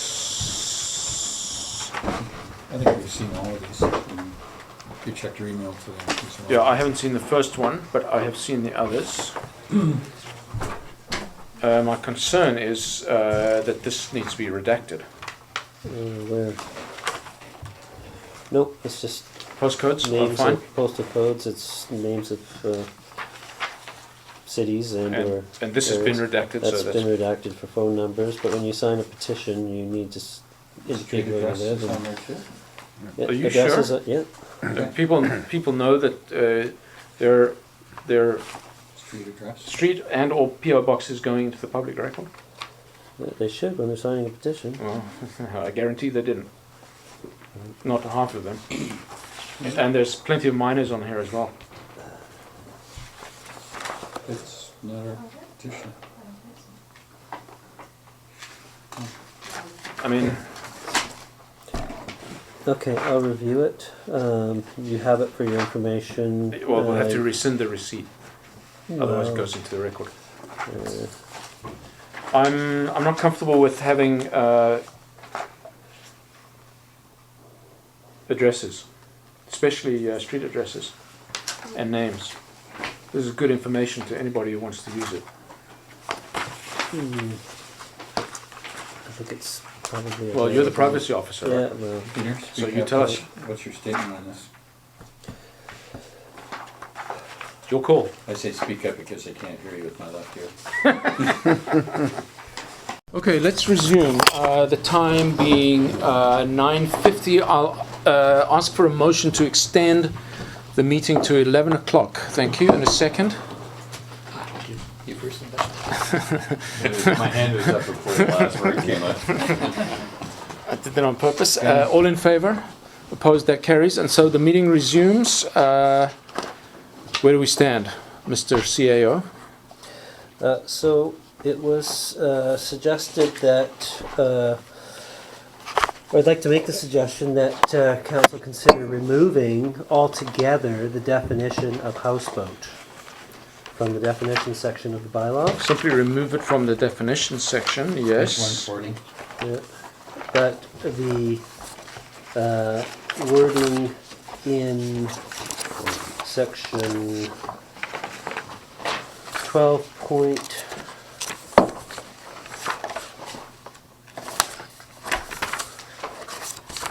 sorry. 2.1, page 166. The W1 definition. Yeah, so 12.2.1A would still read as it reads, except that we amended that to say including but not limited to, structure including but not limited to, including but not limited to, A houseboat. a houseboat but unitalicized. unitalicized, Yeah. because there's no definition anymore, if we do that. Unitalicized. Yeah, this will protect us in the case where False Creek, Gibson's, Squamish, Bowen enact similar provisions. They won't just all move here to off Lions Bay. That's not to say that we wouldn't consider temporary use permits if a suitable place was found that was out of the general disapprobation, I suppose, right, Peter? That would be something that council could certainly consider. I have had some discussion with one of the owners of the houseboat with respect to alternative locations and the potential for temporary use permit to accommodate an alternative location within the bay, perhaps further south, perhaps a little bit further out if it's feasible. And I think we need a little bit of time to explore that further. But staff would, I think, recommend that as an option that could potentially accommodate this particular circumstance while still preserving and protecting the community against the possibility, the potential of other vessels coming in and setting up shop as liveaboards and floating homes and houseboats and such. Anywhere in the W1 zone, which stretches the entire length of Lions Bay, Mm-hmm. including out-of-the-way areas off in the far north at Brunswick, off the nude beach. I'm looking at the map on the rocky parts where the railway line gets close to the sea. Yeah, so we do need to protect that, given that people are being pressed out of False Creek pretty much at the same time that we're discussing it.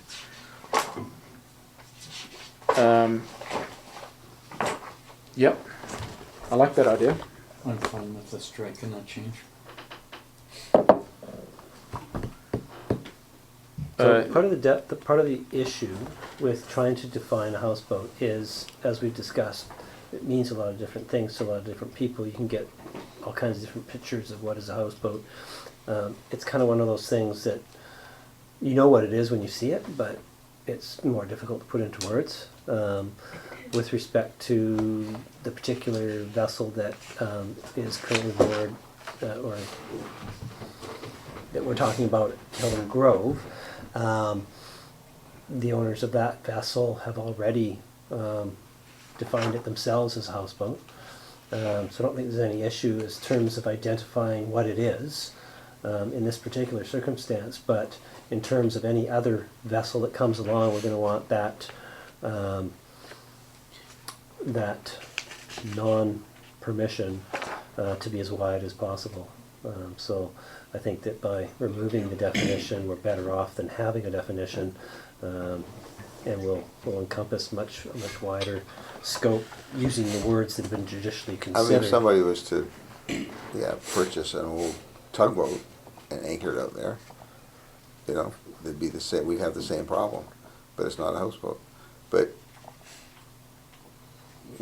so then what we're saying is that we remove that, change that, and allow temporary use permits for something similar in areas where we know it would be acceptable. Council could determine could if determine. there If it was would a- work, yeah. if there was a location that was acceptable, that council could consider, as well as conditions that you'd want to attach to a temporary use permit, So- which is amenable to that kind of So we remove solution. the hazard of damage to our outfall, in The potential. yeah. potential for damage to the outfall, Mhm. and, and then require some form of permanent moorage to the seabed without being able to. Well, let's not get ahead of ourselves. I mean, No, that's right. No, I that's don't gonna know. be I'm on just an ad hoc thinking- I'm just basis. thinking out loud, yeah. I would say though, the point that you've raised there about a tugboat being used as a liveaboard, I think we need to further amend that 12.2.1, that's on page 166, to say a floating residential structure or vessel, including but not limited to a houseboat. That's what it says under page 133 is what we've got. Yeah. 133? That's our amendments. Oh, you got that? Or vessel? Yeah, got floating residential vessel or structure, Fine. including but not limited to. Well, Now- if I could just, sorry, if I could just say, I think the concept of sort of ban on mooring in the W2 is sound with the TUP provision, because I think that potentially could solve all the problems. And I think going back to the history of where the houseboat is, one of the big complaints, or many complaints we're getting, was the noise and everything. So the temporary use permit, anybody who would be given one could have their permit terminated should there be a disruption. And as far as, I agree, my big concern with it is that sewage outfall, and all the people up there are going to be paying for the repair of that, and I don't think it's fair to them should an accident happen or a strong wind come up. So I would say that right where the sewage outfall should be a ban on anybody dropping an anchor down there, period. We probably need to put some buoys there, yeah. Yeah, but, Do not anchor buoys. because those are the two main issues, as I see it. Whether somebody thinks a boat is attractive or not, that's just in the eye of the beholder. Yeah, that's irrelevant. And I mean, we can go throughout the whole village, and we got some pretty houses and some that look like the dog's breakfast. And that's the nice thing about freedom, you can put up what you like with if it's within the building bylaw. So I wouldn't want to be too restrictive just on taste. I mean, one thing looks wonderful to another and not to another, but Well, I think there's no doubt that we were looking for a compromise. But let me just clarify something that Fred said there. Would a TUP be possible in a W2 zone? Which is the beach park zone? Yeah, basically, a temporary use permit would be something that you would use where the zoning does not otherwise permit the use. So Anywhere, in it's fact. anywhere. So under any circumstances. So what if I could just add one other thing, though, I hope I'm not repeating myself, is that I think the issue in the lower Calvin Grove area tends to be a little more sensitive, because for years they put up with noise and disruption from filming and everything. And if they're kind of sensitive to noise there, I think. And if somebody puts any boat there and causes, well, some of the sounds that we've heard reported to us, they probably already have triggers half pulled already. So Maybe there could be a better location for it somewhere else. Don't know. Okay, well, we'll cross that bridge when we get to it. Yeah, okay. Now, the policies, the community amenities contributions policy and the temporary use permit policy, the STR policy specifically, sort of part and parcel of this. Do we go through them at the same time, Peter? You don't need to if you don't want to. Because that's not a second reading first, that's a No, one-time adoption and yeah, easy to change. It's not tied specifically to, you don't have to have a final version of that Yeah. approved at this point in time. So, I mean, I don't know if anybody's looked at these. My only concern was the community amenity contribution for a cottage, which was what again, Peter? 25%? 33%? No, that was $100 Per meter per square. So what was the one that was 50%? That would be RS1 to RM. rezoning from RS1 to RM1 or CU1 to C1 or Yeah. RM1. So if somebody subdivided and put up a duplex, that would be RM1. A duplex would be, you've got a specific calculation for duplex. Okay, yes you do. And that's what we want to protect. So they may want to put up a fourplex, but we're going to have something to say about it, and they're going to. The putative number today is 50% of the lift. Not Okay. on a duplex. No, on a fourplex. The fourplex would be an RM1, yeah. Yeah. If we ever went for that, because that would be a rezone. Because it would currently Yep. be zoned RS1. Right? Yeah. Okay, but so if council agrees, I think we can just let the permit, I mean the policy pieces sit there for now. They need to be read in conjunction with the bylaw, but they are eminently changeable. You could even stipulate that you wanna bring them back for the May 2nd meeting to just, have the policies, if you wanna have some time to look at them separately and review and think about whether you wanna have any changes, cause you should try and aim for having these approved and ready to go when it comes time for the zoning bylaw to be They've got to be ready. adopted. But what's the recommendation? Are you not saying that we adopt those policies today, right? No, I didn't But- include that. But the policy is set up to support for temporary use permits, okay? And so the houseboats issue, that would have to be taken out of there as well then.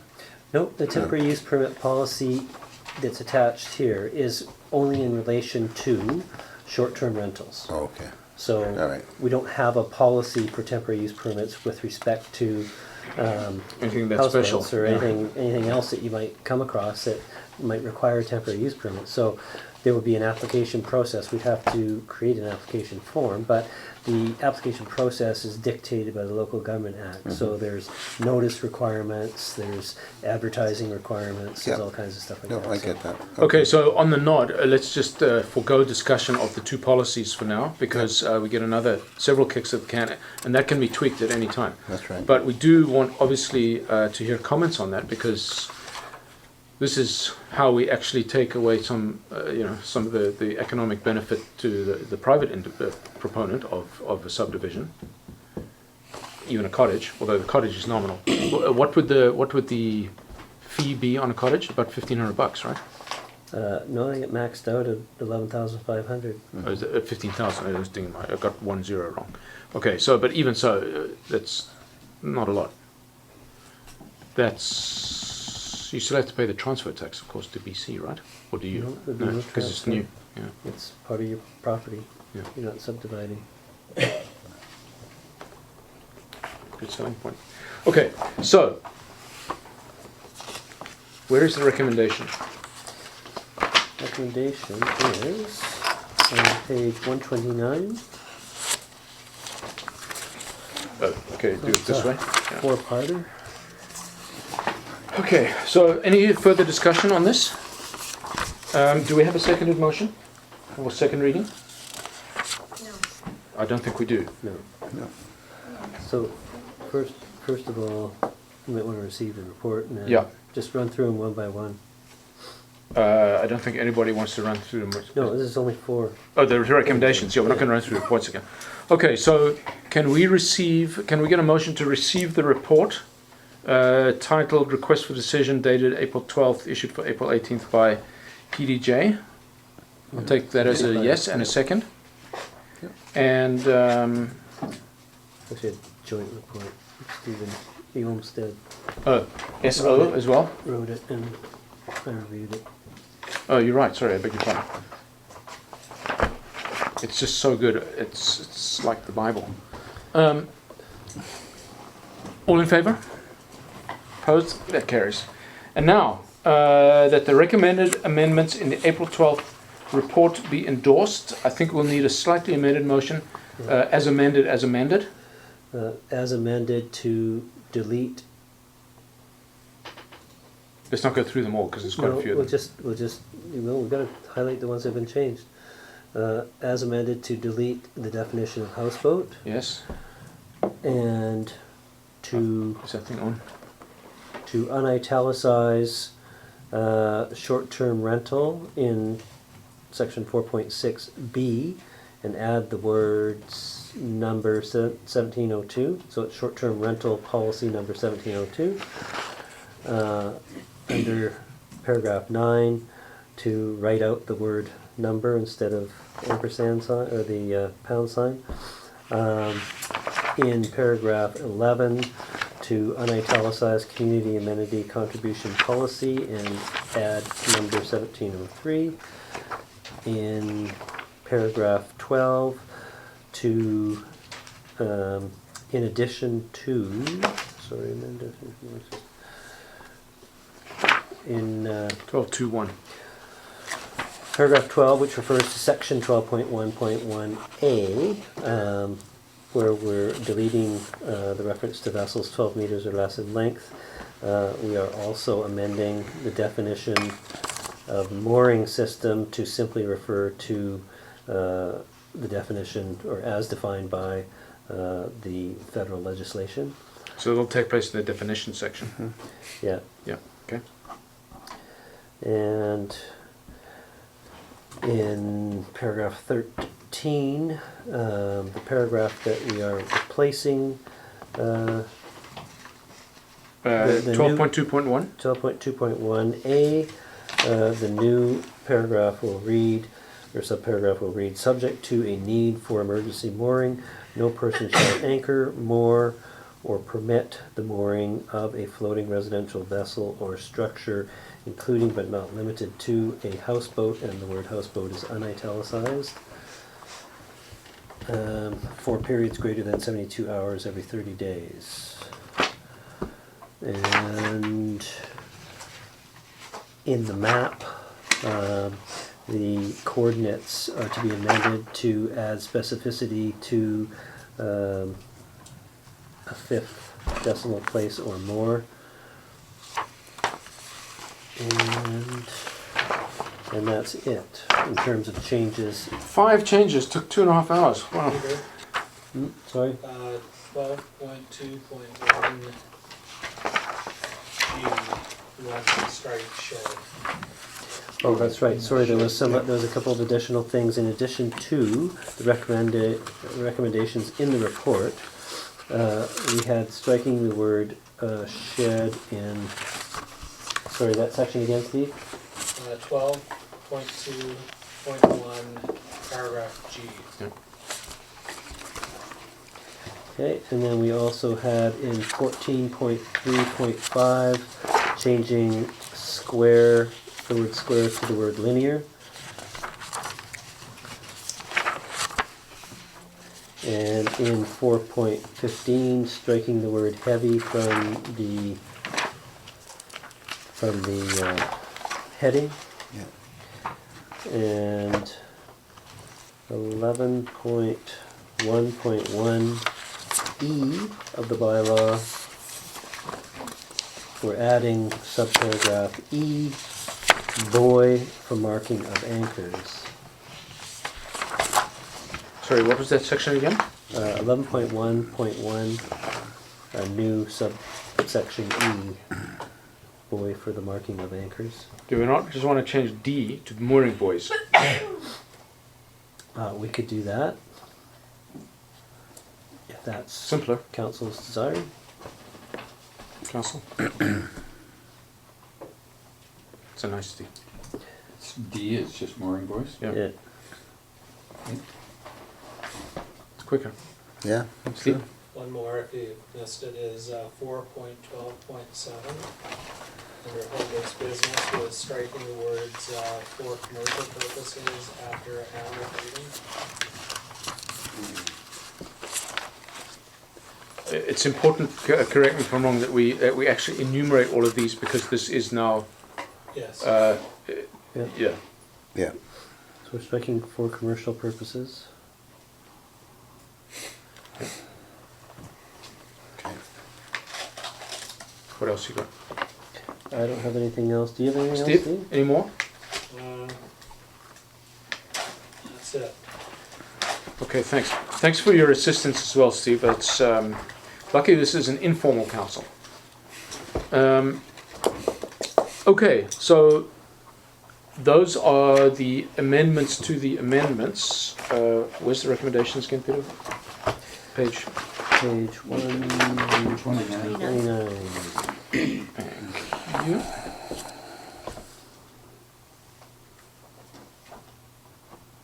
Okay, so I'll make the motion that the recommended amendments in the April 12, 2017 report and amendments as discussed in the council meeting of April 18th be endorsed. Can I have a second on that? Does that motion meet your needs? Mm-hmm. Okay. Any further discussion? All in favour? Opposed? And that carries. And then thirdly, that I will move that the zoning and development bylaw number 520 of 2017 be read a second time as amended. Can I have a second? Discussion? Ready to go? Ready for the question? Yeah. It's a big one. Second reading. This goes to public hearing from now as amended. Right, Peter? That's the next recommendation. Yeah. We have when we say so, but only when we say so. All in favour? Opposed?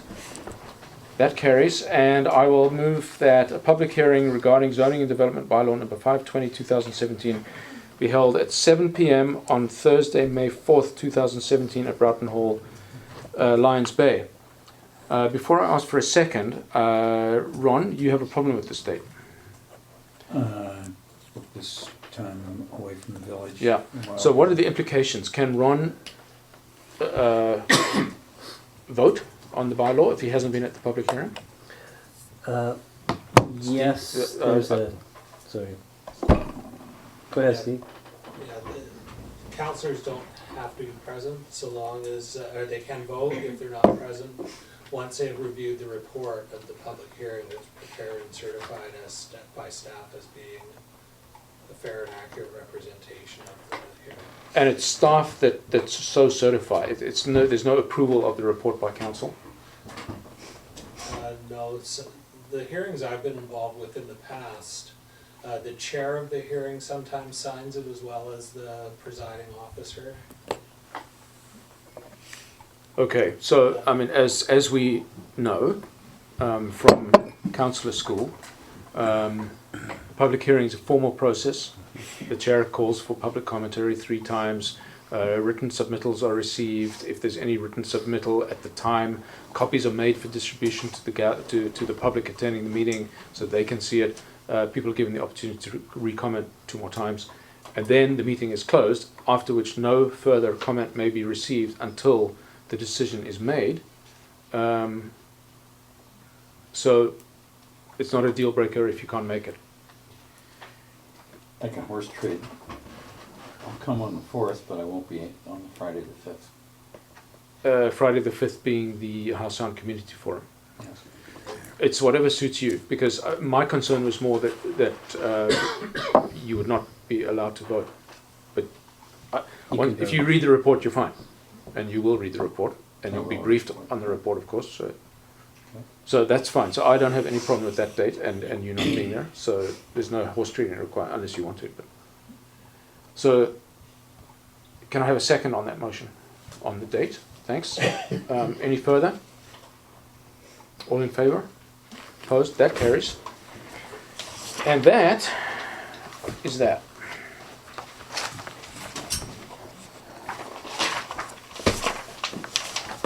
So, just to reiterate, public hearing on Thursday, the 4th of May. Back to the main agenda.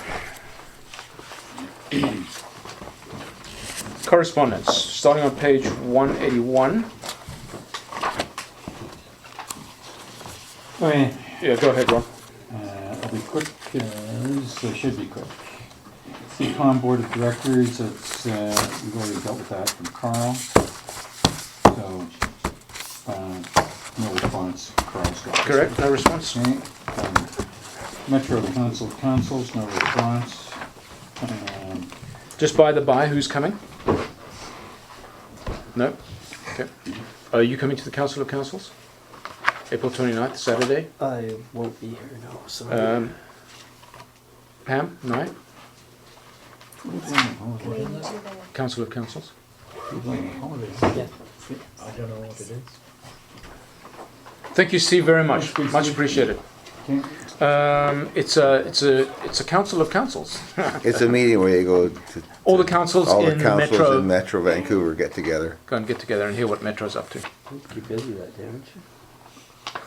Well, if he's not, he's gonna be. 9, I have a meeting. Well, it's actually quite fun, I'm actually gonna miss it under protest. I don't really wanna miss it, but I'm gonna have to, so. okay. So that's neither here nor there. No I don't have to obligation. miss it. I could fly over, but I don't really wanna do that. It's in your calendars. No action. You're right on that one, Ron. Thank you. G3 Meatless Monday Proclamation. Interesting, but as is our habit, not to endorse all causes, I believe this is one. And it's I a day late and $1 short. So. And I would go no response on that. Next update from MLA Jordan Stoney. No response, but I do highlight Mayor Burr on page 204 Thank as you. being, damn, he's the best looking guy in the photo. I thought so too. Yeah. You know, and so there we go. Flag shop, which is G5, no response.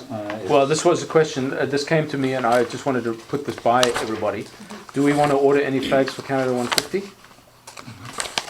Spend our precious shekels on a one-time use flag? My recommendation was referral to the events committee if they wanted to tie something in, because I can't figure out how we're gonna do it. We have had other promotional material about Canada 150, and I have forwarded it to the events committee. We didn't ask for or receive a grant, did we? We did ask for it, and we did receive a grant. For 150? Yes, well, just every Canada Day, we apply for a grant, and we were Oh, successful. yeah, no, there was a specific fund. I think they said it was completely unsubscribed or something. Yeah. People got better things to do. Okay. Move on.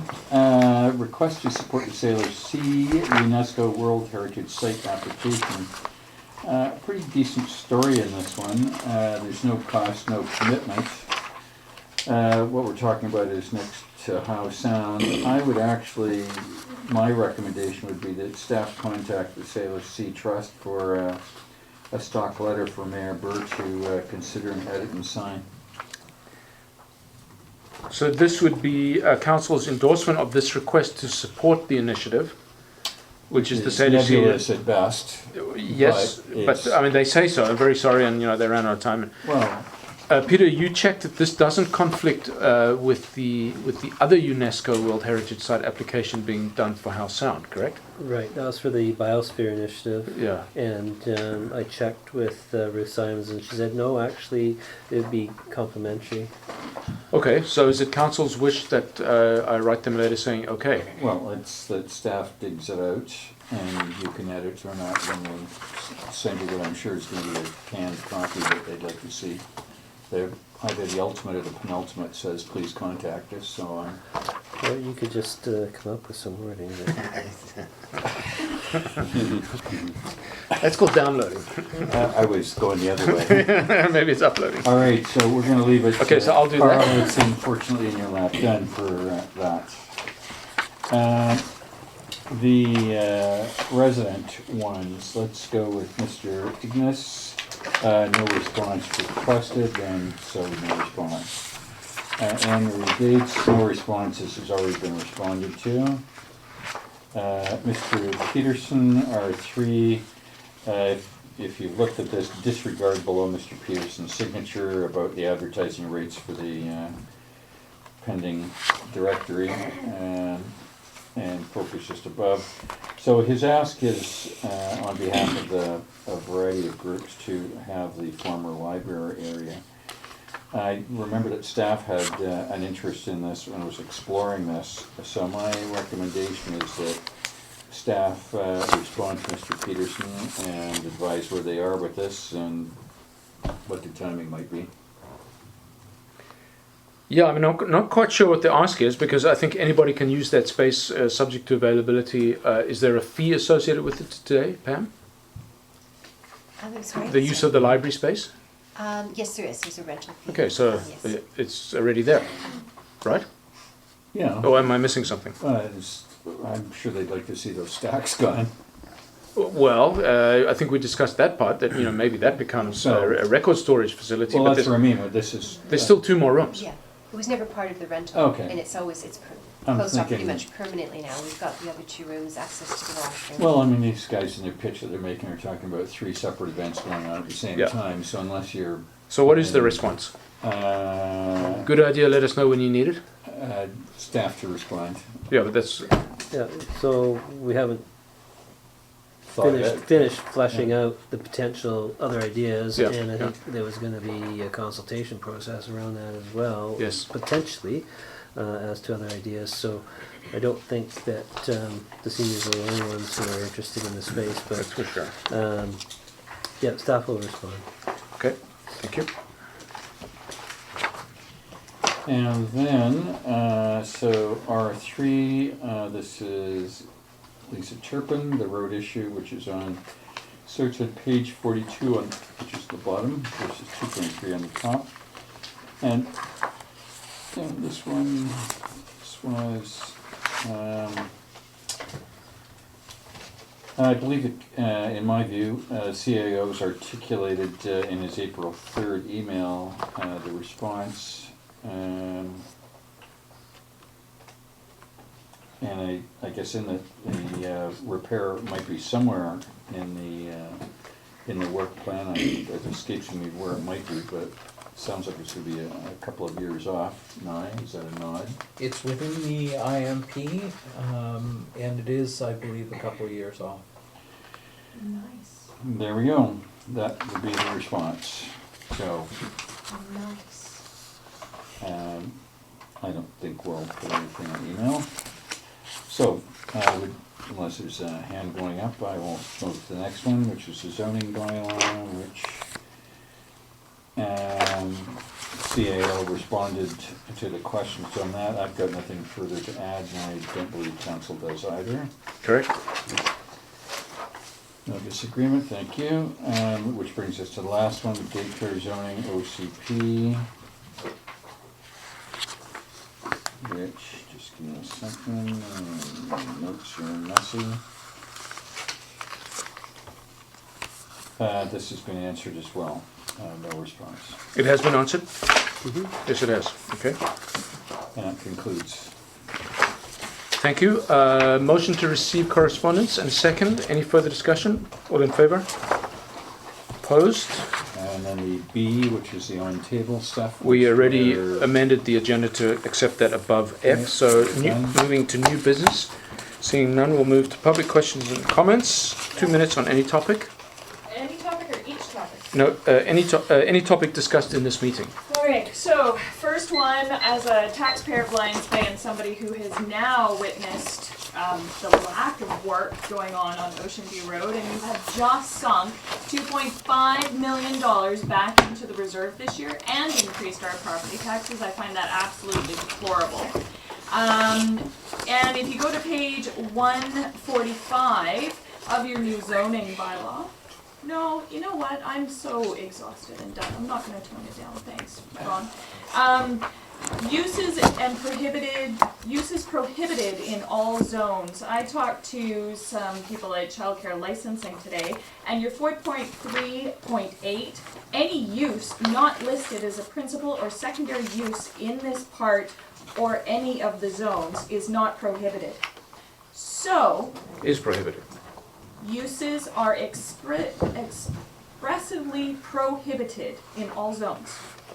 Residential use of a mobile home, tent, trailer, these things are not for use. So by putting 0.8 in there, without having daycare in there, anyway, rest my case on that one. Also, you've still not defined whether construction materials are the usage of scaffolding for residents who own their own scaffolding without a business. You've also got, my other concern is, what are the enforcement costs for W2 zoning when we don't have the areas marked off? And how are you enforcing it? What expense is this gonna be? Are we buying a boat for the municipality now? We still have concerns from residents about poultry because they were trying to get poultry in the community. And what are you doing in W1 and 2 about crab traps and all of that kind of thing, and the submarine that is being launched by by people around the village? Is that something that's being considered, being told that it can't be somewhere? And I find the word houseboat extreme. You are looking toward a lawsuit, because it is discriminatory to alienate one. I've sat through here before. It's discriminatory. So if you say one vessel and not others, it's going to open the village up. Okay, thank you for your comments.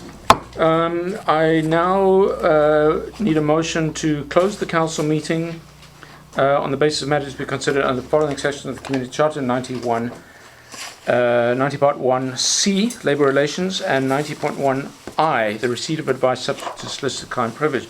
Can I have a motion? Thank you. And a second. All in favour? Opposed? That carries. So the meeting is now closing. Okay, returning from the closed meeting, the time is 10:53. One item to report out that Council approved an employment agreement for our Chief Financial Officer. And with that, I'll ask for a motion to adjourn. Thank you. And a second. All in favour? Meeting adjourned.